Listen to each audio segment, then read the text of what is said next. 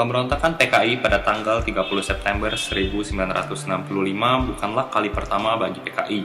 Sebelumnya pada tahun 1948, PKI sudah pernah mengadakan pemberontakan di Madiun. Pemberontakan tersebut dipelopori oleh Amir Syarifuddin dan Musso. Tujuan dari pemberontakan itu adalah untuk menghancurkan negara Republik Indonesia dan menggantinya menjadi negara komunis. Beruntunglah pada saat itu Musso dan Amir Syarifuddin berhasil ditangkap dan kemudian ditembak mati sehingga pergerakan PKI dapat dikendalikan. Setelah itu, DN Aidit menjabat sebagai ketua PKI pada tahun 1951. Sejak saat itu, PKI mulai menyusun rencana untuk bangkit kembali. Munculnya aktivitas PKI ini mendorong Kabinet Sukiman untuk melakukan penangkapan. Strategi organisasi PKI mulai diubah oleh Aidit dengan strategi penyusupan, mulai dari badan partai sampai angkatan bersenjata. Usaha tersebut berhasil menjadikan PKI sebagai salah satu dari 4 partai besar.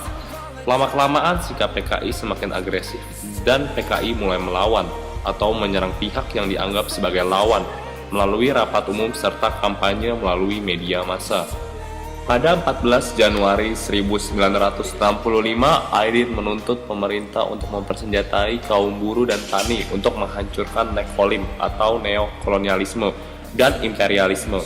Lalu pada 17 Januari 1965 diadakan pertemuan di Jakarta yang dihadiri oleh pengurus besar Front Nasional, pimpinan partai politik, pengurus organisasi massa, dan golongan karya.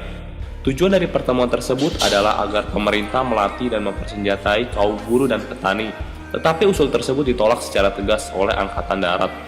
PKI tidak terima penolakan tersebut sehingga PKI berusaha mengkambing hitamkan Angkatan Darat dengan beberapa aksi sepihak. PKI bersama anggota Barisan Tani Indonesia menghasut kaum tani untuk langsung menggarap tanah yang menurut mereka menjadi milik petani berdasarkan Undang-Undang Agraria. Oleh karena itu terjadi bentrokan fisik yang memakan banyak korban. Aksi-aksi sepihak yang pernah dilakukan oleh PKI ini yaitu peristiwa Bandar Betsi di Sumatera Utara dan peristiwa Kanigoro di Kediri.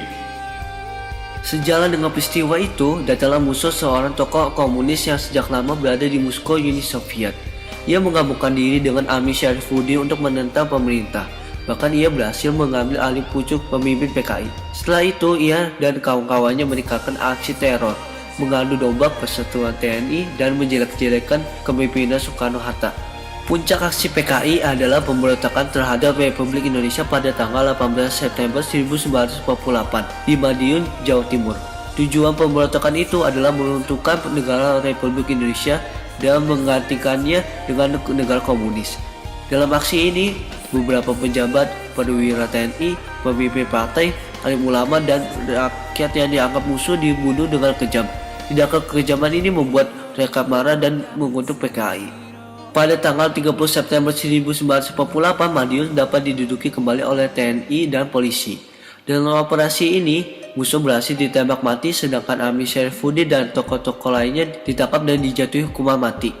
PKI terlalu berbangga diri setelah memenangi pemilu pada tahun 1955 sehingga PKI menjadi kurang waspada dan akhirnya mengalami kehancuran akibat lemah atau longgarnya dalam hal penerimaan anggota baru.